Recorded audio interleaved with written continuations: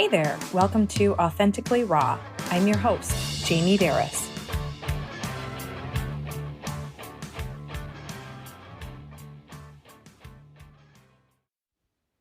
Today I have two guests, the author and illustrator of the Calm Cool Kids Educate series. Kellie Doyle Bailey is an author, speaker, social and emotional and mindfulness educator, and her daughter Hannah, the illustrator, is an artist and art teacher. This conversation is packed full of useful information, not only to teach our kids how to feel their emotions and regulate their emotions, but also for adults to be self-aware and tap into our emotions, because when we do, it helps us manage them and we become less reactive and more responsive.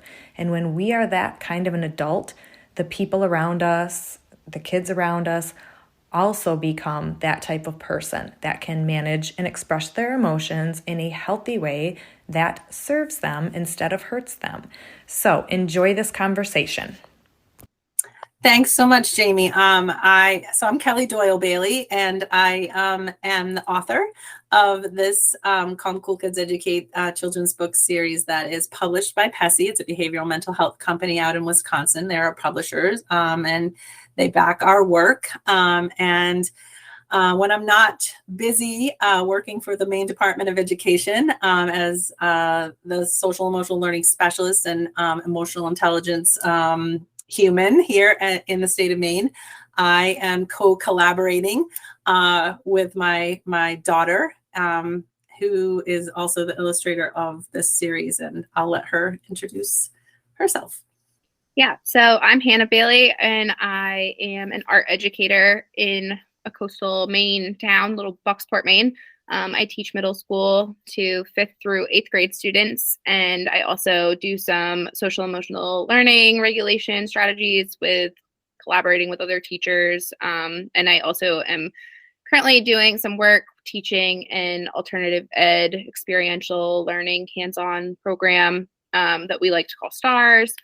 And I'm trying to pilot some more experiential learning into our classrooms. So getting our hands into some hands-on learning through SEL and a lot of collaboration. That's kind of my passion, getting mindfulness and kids to be regulated humans and regulating ourselves too, so that we can teach them and teach ourselves at the same time. Yeah. Amazing. So SEL, just so everybody knows, is social emotional learning, right? Correct. And it's Yes. based around mindfulness. Correct? Yeah, and the work of Dr. Daniel Goleman, who kind of coined that term, emotional intelligence. That the emotional intelligence piece is really kind of, we gear that in the world of education and at the department. We kind of think of EI, emotional intelligence, as the work that we do as adults. We can't expect people, educators, support staff, anybody in schools, parents. We can't expect people who don't understand social emotional learning for themselves, if they don't have that basic knowledge for themselves, to really be able to put these practices and demonstrate these key fundamentals. So there are 5 fundamentals in social emotional learning, and it's self-awareness. How am I feeling? Where do those feelings live inside of my body?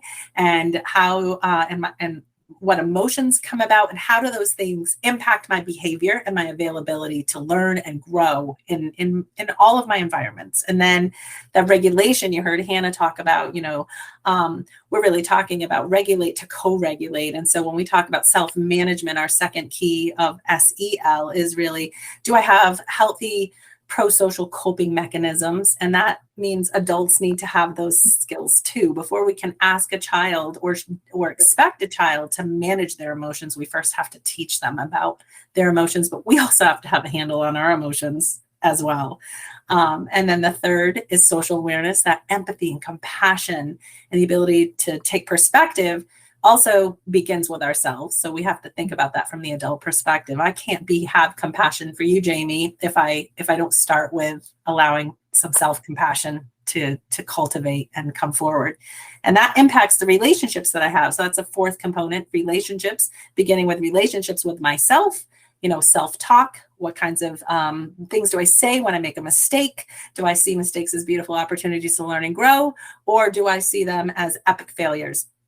And the relationship that I have with myself then has everything to do with a relationship that I'm going to be able, or the connections that I'll make with other people. And then finally, it's that responsible decision making. And CASEL, the Collaborative for Academic, Social, Emotional Learning, they're the I'm going to mess this up, so you're going to need to like pause this. But CASEL is the Collaborative for Academic, Social, Emotional Learning, and they kind of give us the guiding framework for that.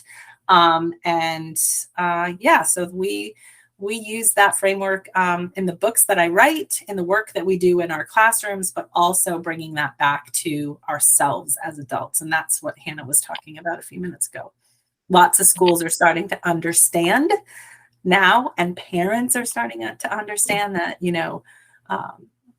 we say it takes a calm brain and heart and body to calm a brain and heart and body. So that's kind of the framework of our work together and what we try to convey in the books. What first got you interested in this? How did you go down this road? Yeah, that's a real fun story. And it really goes back to me being a new mom to Hannah, who was 2 when I had her brother. And he was born a failure to thrive baby. And he had a lot of birth trauma.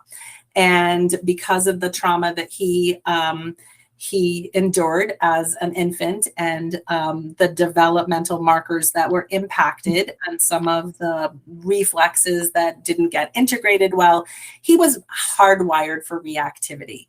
This happens to a lot of babies. It happens to a lot of humans. It happens to every human when we're exposed to trauma. And I didn't understand it back then, but I certainly started to get a good picture of that as my son Doyle, Hannah's brother, started to develop and grow, and also watching and noticing the impact that the crisis around his birth had on Hannah as her little body, her central nervous system started reacting rather than responding to uncertainty. And so we, I was a speech pathologist, and I had to leave my job in the hospital and stay home with an infant and a toddler. And there were a lot of lid flipping moments. We talk about that in our books, but flipping your lid and losing your cool is really when children and adults are showing that things are not okay, that I'm dysregulated. It happens to everyone. The issue that we don't want to see happen, because all emotions are okay, is that the frequency and intensity of those that we approach our lives. So when I was able to get back to work a long time later, I started a private practice in just a couple days a week. Doyle's development, Hannah's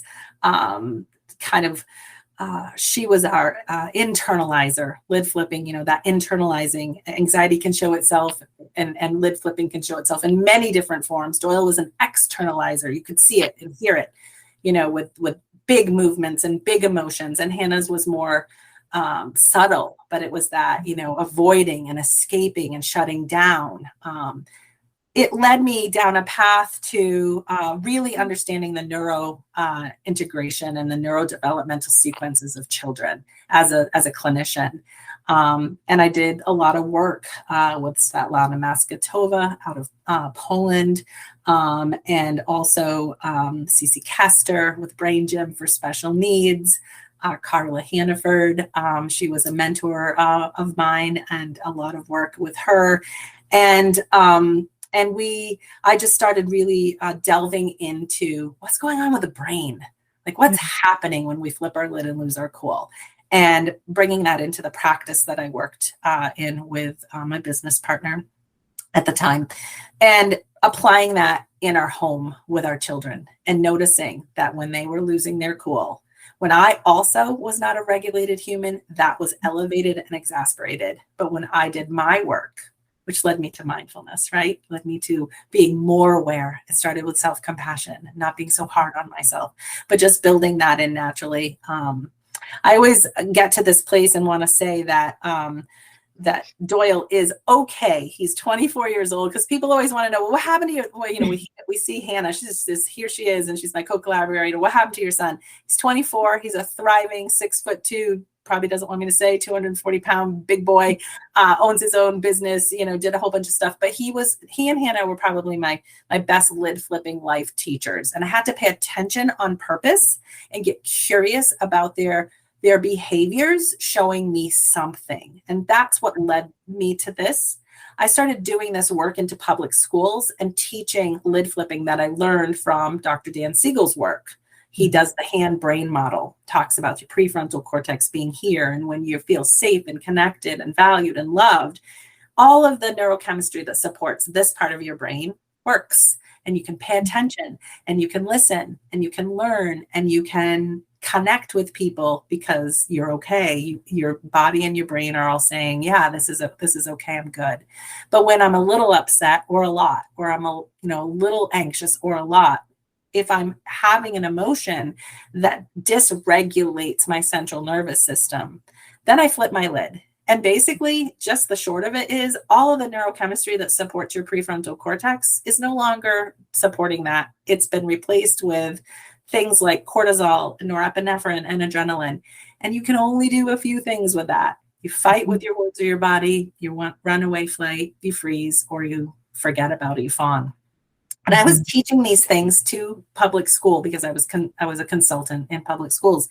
And a teacher said to me, this is the long story of this, but the teacher said, I wish you would write a book. I wish you would write this down. And I thought, I don't know how to write a book. And then all it takes, right, with anything in life, is somebody planting a seed, just planting that little seed. And I thought, well, you know what? I know a little bit about the brain, and I know a lot about lid flippers, because my kids were not the only kids that I came across, because I started looking at other people's children through the eyes of empathy and compassion as a clinician, and really starting to recognize that their lid flipping behaviors were, were a result of, whatever was going on with them that meant that they were not okay. And it changed everything for me, Jamie. It changed how I approached children. It changed how I approached my clinical practice with kids in and out of schools. And so I wrote the book, Some Days I Flip My Lid, Learning to Be a Calm, Cool Kid. And Hannah, it sat in a shoebox for, I think, almost 2 years, because I didn't know what to do with it. And she was in, I think you were finishing up your undergrad program for art education. Yeah. And somehow it ended up in the hands of Linda Jackson, who is, she's the publisher of Pessy. I was getting ready to do some work, maybe as workshops and trainings in reactive and responsive learning. And they asked if I had any publications or workbooks or anything like that. And I said, no, but I have this children's book. And they said, where is it? And I said, it's in a shoebox and it's collecting dust. And they said, well, we'd really love to see it. So I sent them the manuscript, and they loved it. And they told me that they had an artist on standby to start illustrating and collaborating with me. And I said, oh, thanks so much. I have an artist, and it's my daughter.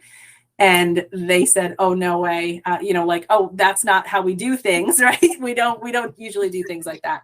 But I knew that there wasn't going to be anybody else who could intuitively understand and interpret my content and my story, which was roughly framed around. So Max, the character in Some Days I Flip My Lid, he really shows some raw emotion, and he's a big externalizer. And Hannah spent a lifetime. It is roughly based on my son, her brother, and she watched that, and I knew she would be able to do that. So Linda said, okay, I'll tell you what, she can illustrate the first 4 pages, and if we like it, then we'll give you both contracts. And I came home, I remember that night, telling her, because she was living with us and doing her student teaching, I think. And she, you can pick it up from here, but I think you lost your mind and said, no way. Yeah. Well, I think just being at that end of such a stressful, I think college in itself is a lot to think about. And then you're doing your student teaching, trying to wrap up a degree, and you're stressed and you're being observed all the time. And then, oh, I need or want you to do this journey of illustrating a book with me. I was like, what? No, I can't do one more thing. Plus, I don't know how to illustrate a book. I've never done that before. So I flipped my lid. but I did it. I did the first 4 pages and we went from there, and it took me a really long time to get all of the work done. I think it took a year for all of the art to get completed, but Yeah. it was a experience, and it got easier and easier the more more books contracts we got to draw them. But that first book definitely made me super nervous. And we had no idea, Jamie, that first book was going to be a bestseller. I mean, we didn't know that it was going to hit and be, I mean, people call it a unicorn, and it hit Amazon and very little marketing, but because of the connections that I had, working with educators, and so many people were so excited about this content and they'd been asking for it, the word of mouth went like wildfire across the country. I'm not kidding you. The book sold 20,000 copies in the first 10 months, and we were blown away by people. My mother was living in Florida, and she was so proud of her daughter and granddaughter, and she was talking to somebody, and they said, "Oh, my daughter's a teacher in Vermont. Let me get her on FaceTime." And the teacher said, "Oh, I love Some Days I Flip My Lid. You've got to be kidding. That's your daughter and granddaughter." We had Hannah and I sitting here in Maine had no concept that this book was being they couldn't keep it. Amazon was always running out, and Pessy was refilling, the Amazon stock. And so what happened was they ended up asking me to write a sequel. And I thought, there's no way that can happen, because I'm a one-hit wonder. Like, if I was I didn't even think I had one book in me, never mind a sequel. And I thought, okay, what can I write this? What can I write about? Because this, lid flipping thing, I thought had exhausted it. And my writing instructor from way back said to me, the best books come from the place of what you know and who you know. Mm-hmm. And so the character, Hannah and I purposefully, I don't think we did this intentionally for the first book, but we do moving forward. We plant characters in each book so that we can pull a character and have them be a main character for the next book. But because Max is basically, my son, Hannah had drawn a picture of our family in the living room of one of the pages.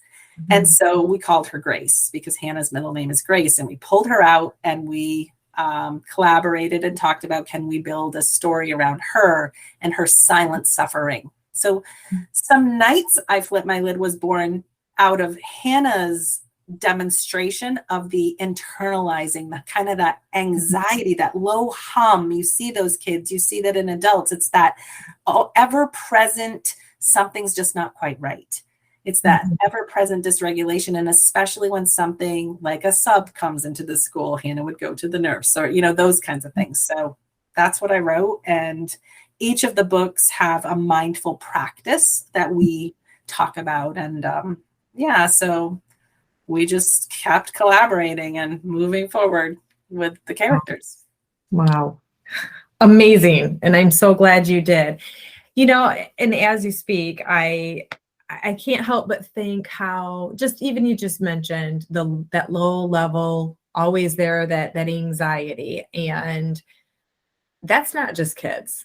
That is adults. That is, young to old. And I feel there's so many people that have never learned those skills of managing and regulating those emotions, and live, in a constant state of fight, flight, freeze. Guilty. I've been there. Same. Yeah. I was there for years, and same thing. I can relate to the lid flipping, because when your nervous system is all out of whack, and you were never taught the skills to regulate that, it's just a response or a reaction, right? We don't pause and use mindful techniques to respond. And when we're constantly projecting that, everybody else is absorbing that, and it just trickles. It's everywhere. It's everywhere. And I think of, well, here, I want to hold up each book because I love them all. Some nights I flip my lid. Yes. Amazing. I feel like I'm in the dark in here because I am. Some days I flip my lid. Yes. Some days I make mistakes. Yes, that's the one we just launched a couple months ago. Oh, love it.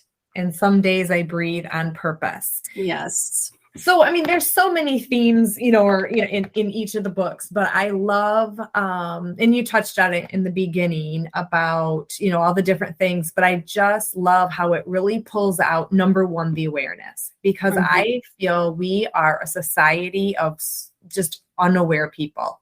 We are so unaware of our feelings, why we have them, what set them off, that we have the choice to learn how to manage them and use them for us and not against us. And I'm not saying, oh, it's just easy. Once you learn these skills, your problems go away. But it's a daily practice. And these practices are not it's not like we're hooking ourselves up to these machines or, doing these. I mean, it is simple tools of being aware. Where do I feel this? Oh, I feel it in my belly. I feel it in my chest. My palms are sweating. And pausing and taking these deep breaths and being mindful. So what do you think what is the real big mission of your books and getting them into the classrooms? Because not only should these books be in every classroom across America or the world, but they should be in every home. Every parent should be reading them to the child, because every parent has just as much to learn as our children do. Every grandparent, because I feel so many of our grandparents even don't understand how to regulate their emotions. It's not just for kids, it's for everyone. And I think it's amazing that you're starting with kids. But what are the main, I'd say, what's your main mission? Oh, it's grand, but it's simple. I mean, honestly, thank you so much. Thank you for all the love and support that you have for our work. We know that there are so many folks who have, even when the first book came out, Some Days I Flip My Lid, I received so many messages from our readers across the country saying that they had wished that they had these books when their kids, grandparents who bought them for their grandchild, and said, man, I wish I had these books when my little boy or little girl, when they were growing up. I would have done things so differently. And we don't want, our message is not to cause folks to feel shame, because we don't know what we don't know. But when we know it, we have to do better, right? And so I guess Hannah and I are, at this point, having the fourth book come out, especially Mistakes. I think we want people to understand that, this is it's the long game, and it's a growth process, and that we have to start with self-awareness, but somebody had to teach us that. I didn't learn this when I was a child. I mean, I remember, I'm chagrined enough to say that I would say things to my own children, like, stop crying. It's not time to, like, we've got to get in the car, and I think that, my work with the Department of Education and the messaging that we're trying to put out, and Hannah can talk about this, from the perspective of being in the classroom, that what we're trying to do is change the culture of grind and urgency in everything that we do, whether it's parenting our children, whether it's in caregiving with children, whether it's, educating our kids, that we need to care more, and we need to be mindfully more aware of the children we teach than the things we love to teach the children. We need to be mindfully aware as parents. I'm hoping that as parents read these books and get the message that this isn't about just the children, that this is my work to do too. I mean, all of the messages that we write and illustrate show that parent, it shows the caregiver, parent, however you interpret, whoever you see in there with children. It's a doing with, not a doing to, and not a doing for. And that we really want to break down this culture of that emotions are not things to be felt. they are, and that all emotions are okay. But what's not okay is to get mired or stuck in any emotion that doesn't serve you in any good, purposeful, healthy way. And so I hope that what we've done here in the simplicity of our message is regulate to help children learn how to co-regulate. We say in the back of our books all the time, and if you follow me on Instagram, you see in almost every post that I write, remember, it takes a calm, cool adult to help children learn how to become calm, cool kids. The world is fast, and you're right. I catch myself going through days in spaces and places of automaticity and missing things and thinking we can multitask. So helping people understand how important the simplicity of breathing is, it's our first life gift. And we forget sometimes because we walk around all day with our shoulders up by our ears. We forget my boss says at work, my coordinator at work all the time says the obnoxiously obvious things to do. Drink your water, eat when your belly is hungry, listen to the signs and signals and I hope that we can convey that to educators in classrooms so that kids know that it's okay to go to use the restroom. The bio breaks are important, that it's important to stop and pause between classes. So Hannah, I know that you are an expert at this. I've heard you talk on many occasions about how you work, and especially with your administrative team there, to convey this. And maybe you can talk about just a little bit how you see children responding when you apply these practices in your classroom. Yeah. So I guess my biggest goal since starting teaching, this is my third year in middle school, and middle school in itself is its own special, unique place of like changes and emotions and just constant, like all of these feelings and trying to catch up with an ever developing body and brain that is wild. So there's a lot going on just in those children. And I've done this with elementary kids too, when I taught at an elementary level. But making sure that like first, before I can even try to like help coach in my own school, which I do, because I have a role of kind of being, they call it an experiential learning coach, but it's more based on just like relationship building and how can we put aside our content, because like my mom says all the time, like kids don't care about your content until they know you care about them. So that's kind of my biggest role in the school, is to teach not only like my students these types of learning experiences and relationship building and how can we teach these mindful practices in my classroom, but incorporating them into other teachers and collaborating with other staff members on how can we get this throughout our whole school and put aside some of our content so that we can build those relationships that are so important for getting kids ready for mindfulness, and even to know that like I'm here to help you learn how to regulate yourself and I'm regulated. But I think for me, every time I step in the building, every time I get in my car, it starts with me. Like that self-awareness piece for myself just in the morning is like, how am I going to get myself to school? How am I at a point where I'm ready to teach these kids and help model or show other members of my building like how I'm doing this in my classroom? So I first have to be regulated and calm and ready for kids to step into my classroom the minute I'm in the building. So I do that like a daily like body scans before every class. Sometimes this class is really stressful or kids leave and I'm trying to like get ready for a new lesson and there's art mess everywhere because the art room is a chaotic place, but it's fun.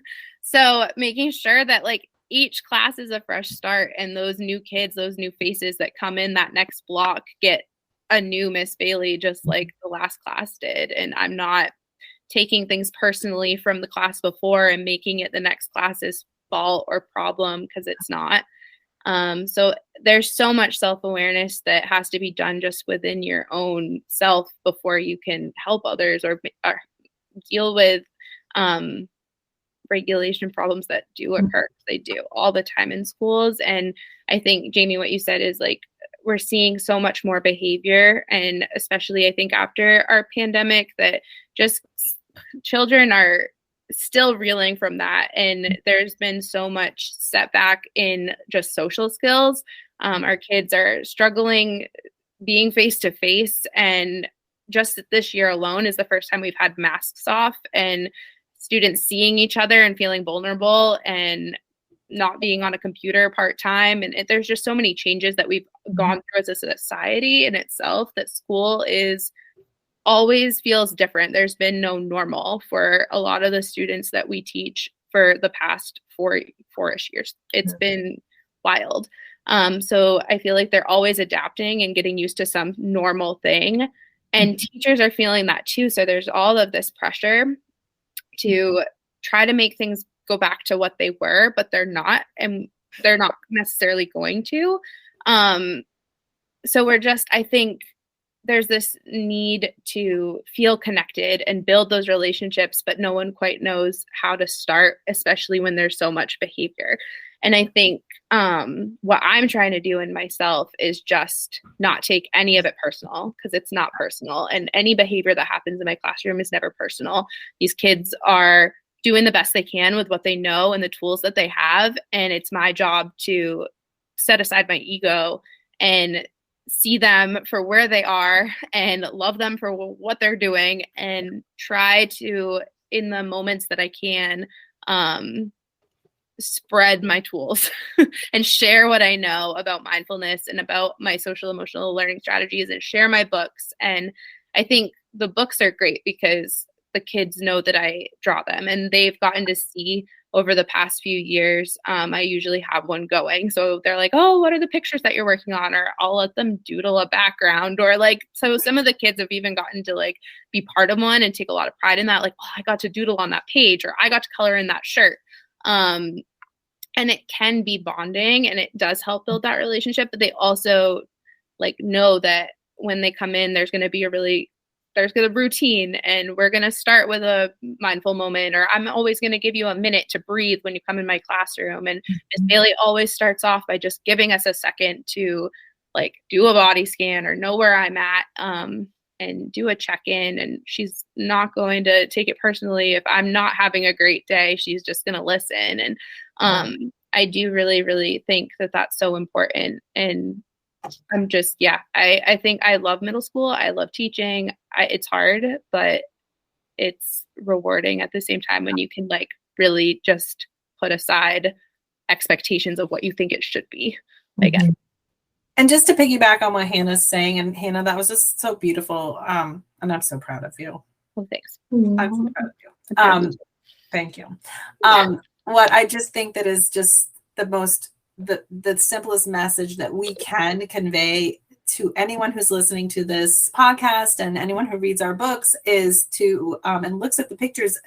You'll see that all the adults that Hannah illustrates, and the messaging that I write, is that it is not our job to join children in their dysregulation. It is our job to be a presence, a calming presence, so that we can help them ride that wave of dysregulation and know that they are safe to do that, and that we will be there on the other side when the wave hits the shore, that they, and not to be placing a whole lot of expectations, right? For language, which is the highest order. Sometimes we jump in and want to fix what we think needs to be fixed. And sometimes children and adults just need to emote.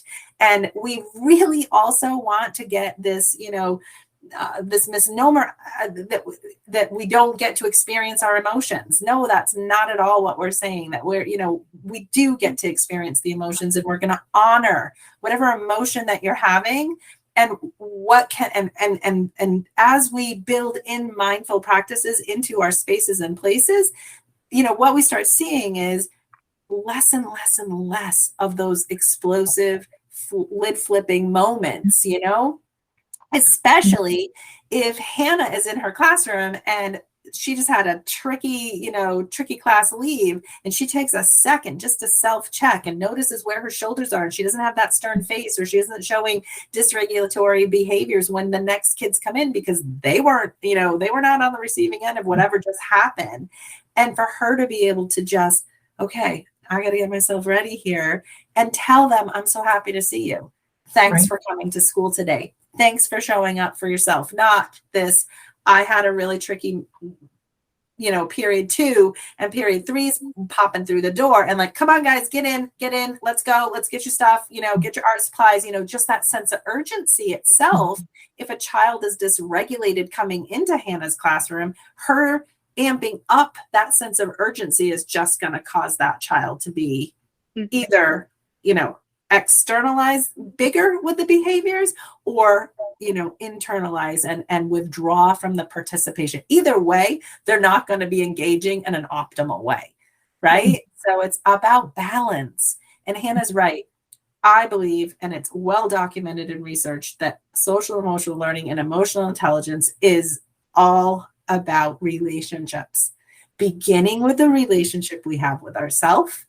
And then how do we convey these elements of SEL in an everyday, natural way of instruction? Not, we're going to sit down and learn how to be self-aware. You're showing, you're modeling that self-awareness.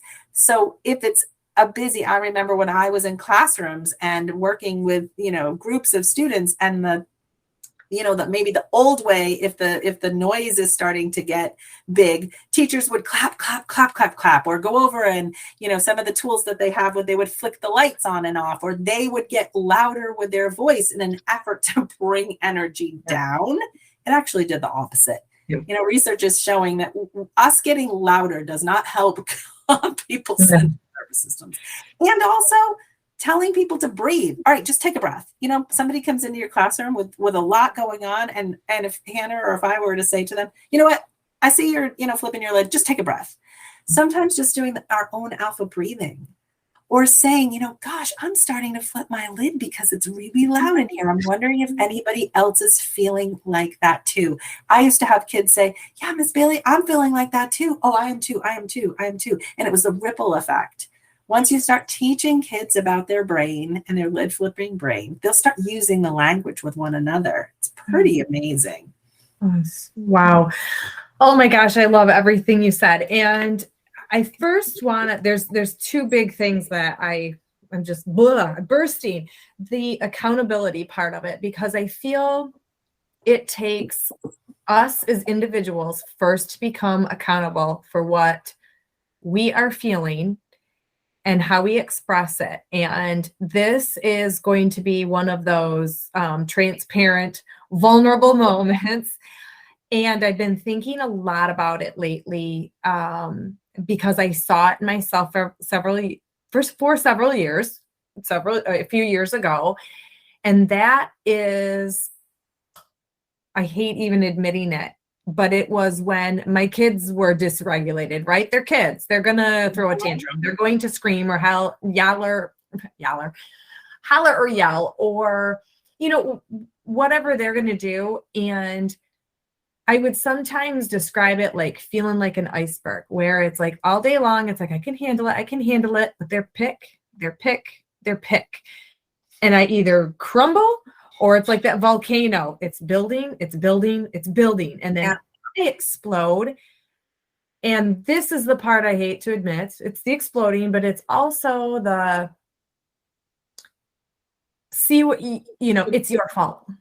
You did this, and now I'm so mad, and basically I'm screaming, and you caused me, you made me do this, and and I would go off and off and off, and then how it is, you start pulling at other things, and then you go to bed at night as a mom feeling horribly guilty for screaming, and it can be just a vicious cycle, because you don't know how to stop. And I did finally, when I started to do all the work and the mindfulness work and, and got help myself, I was able to regulate my emotions more, but I was also able to take that accountability and be like, you know what, with 4 kids, it often was chaotic in here, especially, I swear, when my youngest was born, when she was an infant, I don't know if she could feel the rushing and the pressure in the morning of getting everybody out the door.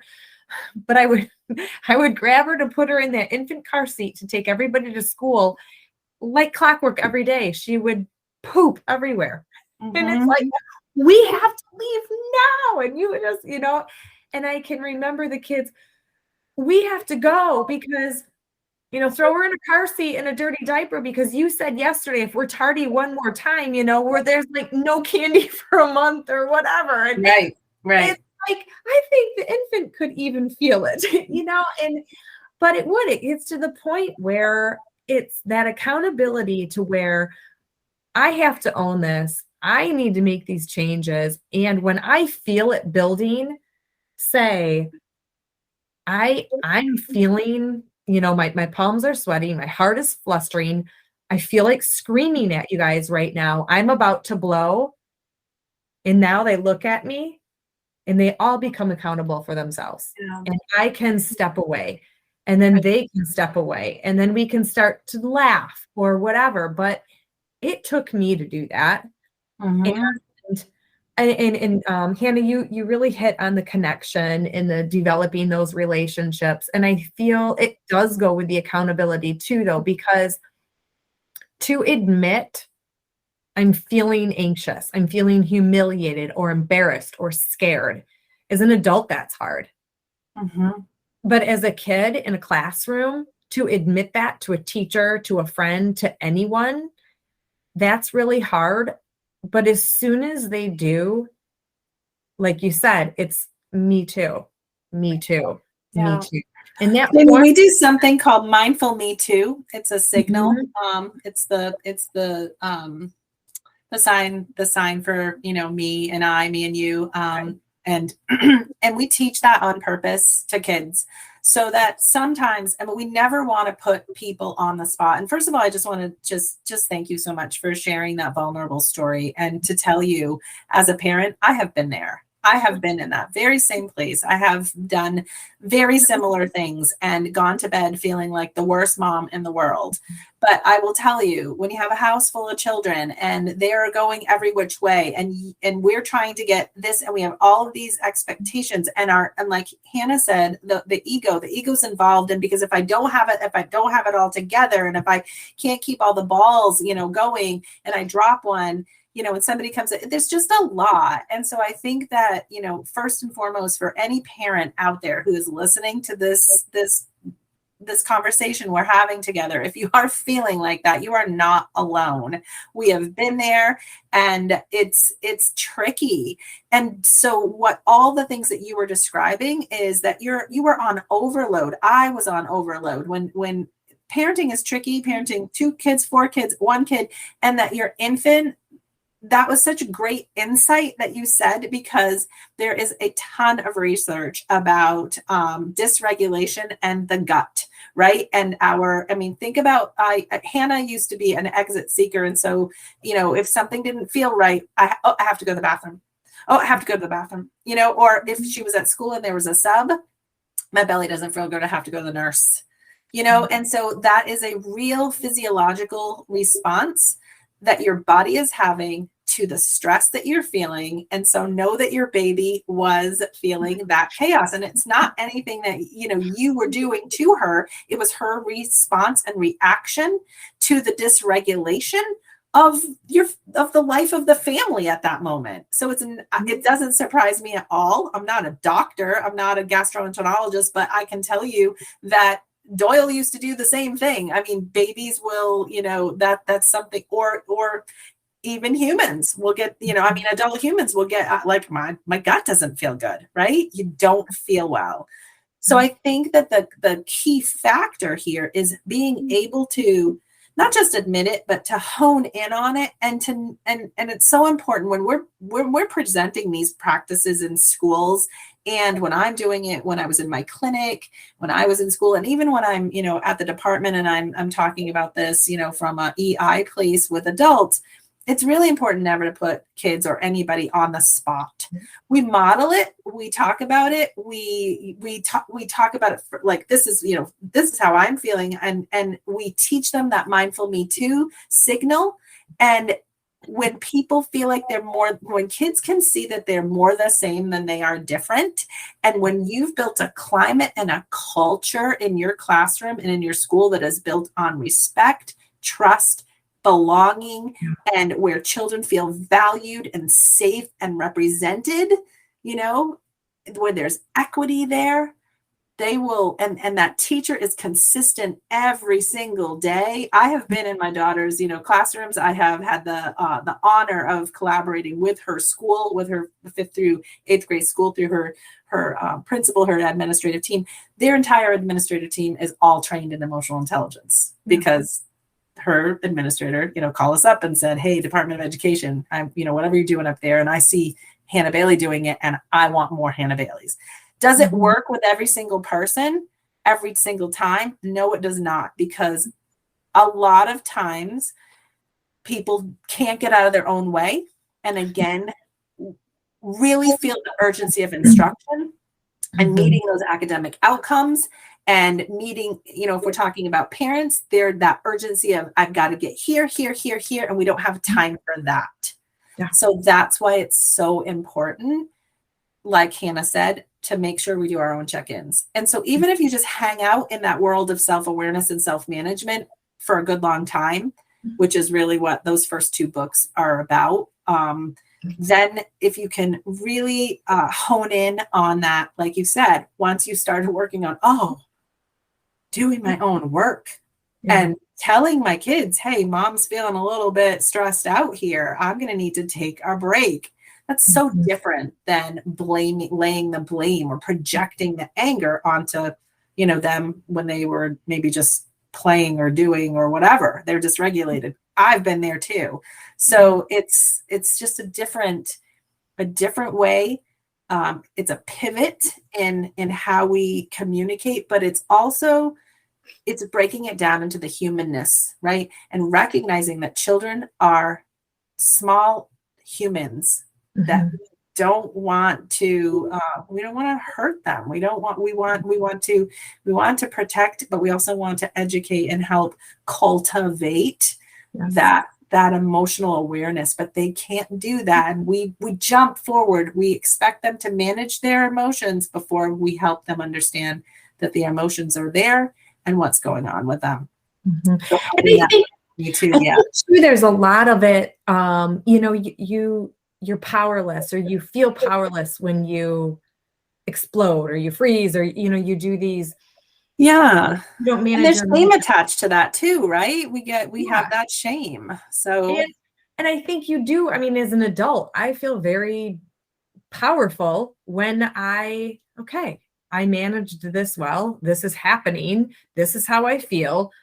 And what am I gonna pause and do about it? And you do get your power back. You do have power over you. You have power over your emotions. And it does, not that I want to go down the whole medication route, because there is a place for that. But I'll be interested to see if this is really integrated into schools, what the shift will be, because we are, I believe, in an epidemic of not knowing how to sit with emotions, or be like, we have this idea that we can't feel bad. We can't feel grief. We can't feel rage. We can't feel frustrated yes, we can, because we have the power and the tools to regulate it inside of us. And it's when we feel powerless over ourselves that we think like, oh my gosh, I'm feeling this way and I'm feeling it all the time. I've got to take something,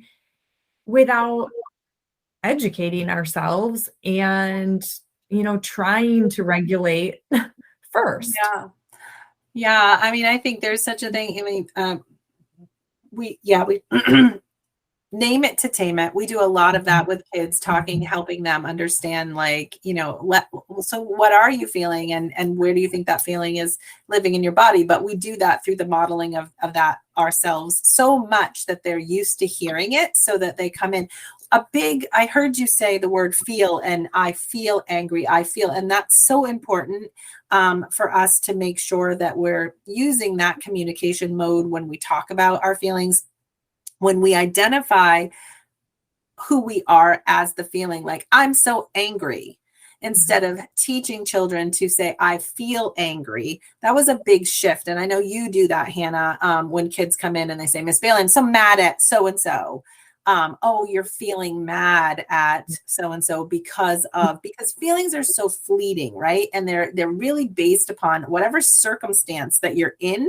And just like that, something can happen and you could, get the lottery ticket and win the $1 million, or your mom comes into school and says, I'm getting you out early because we're going on a whatever. I mean, you could be having a bad day and then all of a sudden something happens and the neurochemistry changes. So it's so important for us not to have children understand that let me rephrase that. It's so important for us to help kids know that there's so much more than the sum of the emotions that they feel, and that a feeling's going to come and it's going to go. So riding that wave of the emotion, letting it go, honoring it, that it's there. And then how would you rather feel?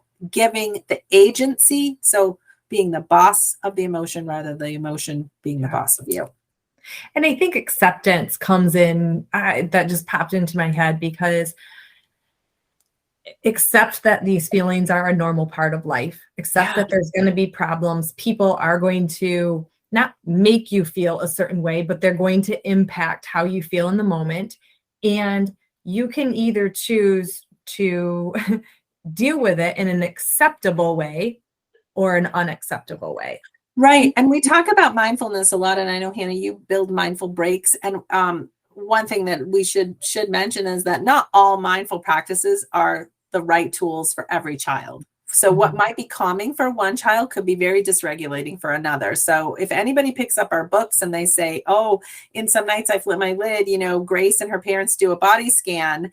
If you're doing that body scan and you see your child become more dysregulated, don't do the body scan. Do something else, like do wheelbarrow walks to the back, to the Doyle he needed the heavy lifting. He needed the deep pressure. So sitting there doing a body scan and noticing where your toes, that body scan is when you go from your toes to your nose and you're really focusing on, kind of all the major muscle groups, and you're just kind of visualizing yourself and then you can breathe in and breathe out. And, we do the 5, 4, 3, 2, 1 with all of the senses, and all of that's written in our books in the back with the resources. But it's really important for us not to get stuck on any one strategy as a be all end all. It's not for us, because we're fluid people. We're going to ebb and flow with, something might work for me one day and not work for me another day. So mindful practices is coming back to what you just said, is always approaching it from a place of curiosity and interest and non-judgment,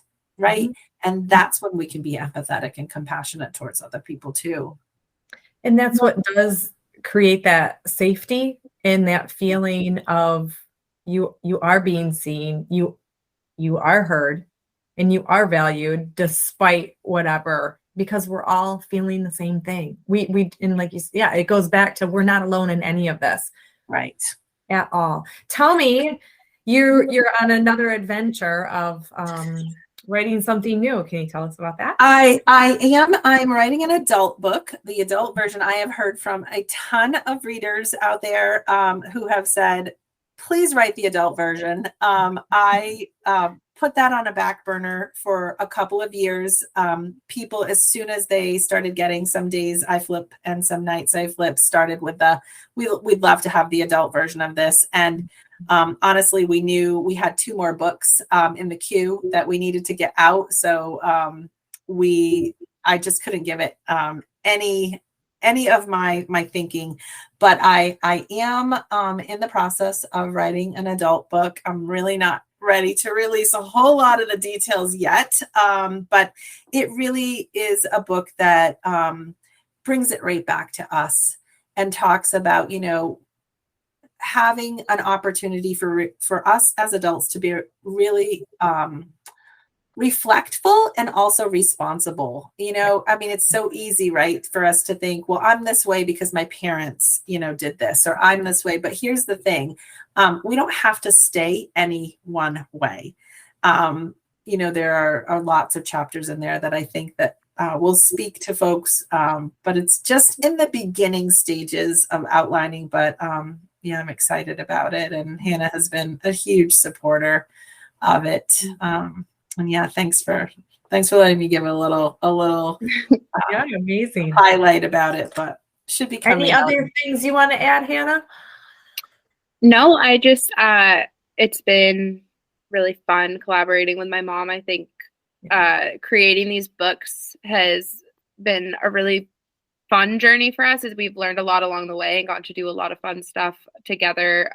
We've grown a lot together in the way that we collaborate, in the way that we even just work as a team. I think we've come so far, and I'm really proud of the work that we've done, and I'm excited to see like what things look like moving forward for us. But I think just for me as a teacher, all of it's been hugely empowering. It makes me feel like at least like my classroom management feels strong, and I have really good relationships with my students, and I feel like I am making an impact, whether it's small on some students or I hear my students say like, oh, this is just like I needed this today or whatever it is. It's been really rewarding to figure all of this out and feel good in my own headspace too. So no, I think it's been a good journey for us to take together.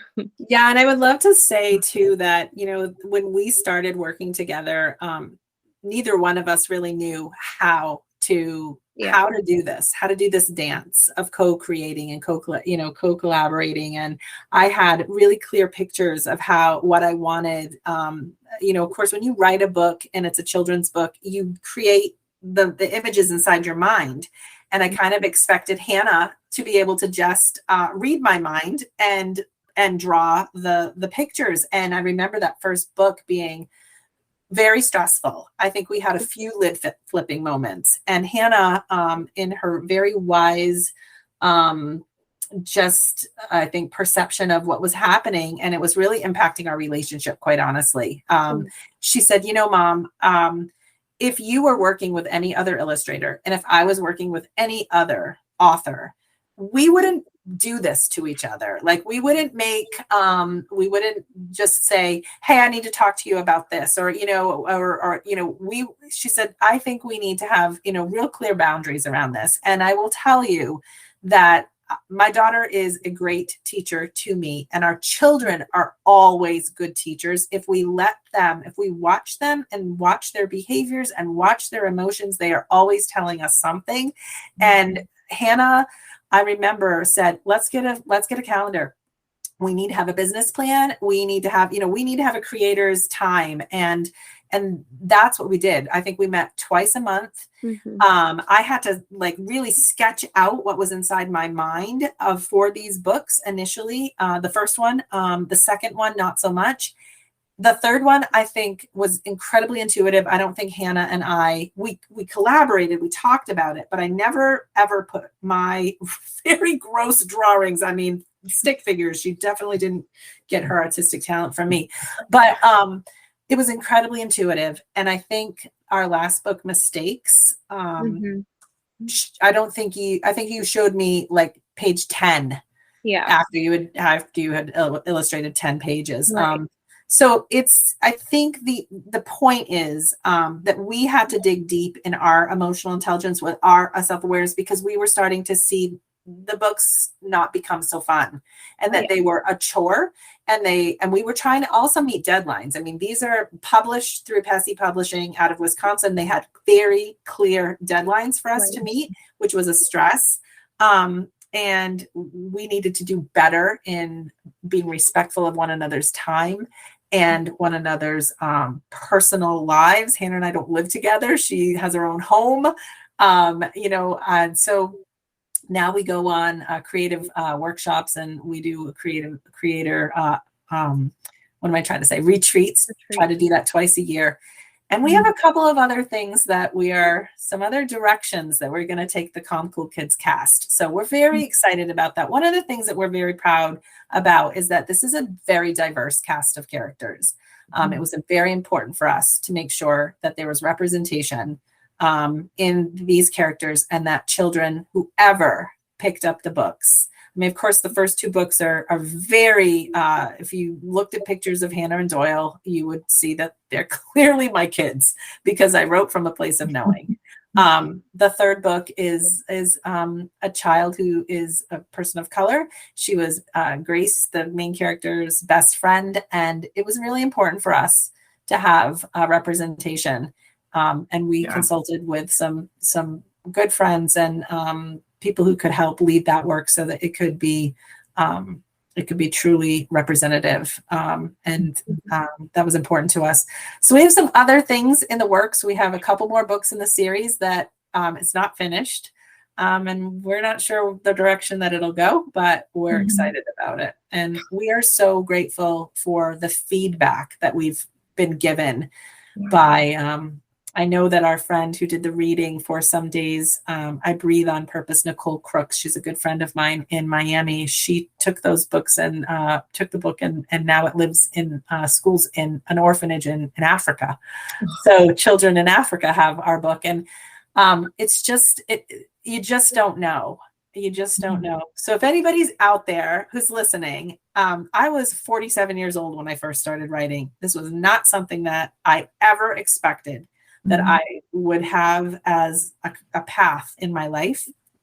And the one thing that I would want to say in your self-awareness is don't ever block yourself into one identity, because we're such, as human beings, we have such potential, and we get locked in to mindsets that we've created about ourselves. And I think that's the most important thing that we also understand when we think about children, is that we only see the parts and we only understand the constructs that we have in our minds based on the interactions that we have had with other people's children. And it's really important for us not to judge, because they are doing the best they can and they're other people's beautiful blessings. So if we can always be approaching other people's children from a place of love and care, and making relationships and connections with kids the most important work that we do, I think that comes full circle back to your original question with me and Hannah. What do you hope? I hope that we build a better future for our kids by showing children that we care so much about them and that we want to teach kids to care about one another. And to see each other as more the same than we are different, and not to fear one another based on what we think we know about somebody, based on what we see in front of us or what we've been told, to get to know the person from the heartfelt sense of who they are. And that's, I think that's pretty impactful. And I think we could make some pretty huge changes in the world. Bullying might reduce in schools if children could not have to worry about, not being accepted for the beautiful, unique people that they are. Thank you so much for being here as we kick off this podcast together. I really appreciate you joining me on this journey, because I'm well aware you could be doing or listening to anything right now. Hey, if you enjoy the authentically raw content, please support the show by following, rating, and reviewing on Apple Podcasts or wherever you listen. You can also follow me on social media for daily inspiration. Head over to my website, jamiebarris.com, to sign up for weekly transformation tips. Or if you're interested in coaching, I currently have 3 openings for one-on-one coaching. If you're looking for an empowering community, we'd love for you to join us in the Transformation Tribe, our group coaching membership. More info available on my website under the Life Coaching and Membership tabs. One last thing, I'm rooting for you. Be real, be raw, be authentic.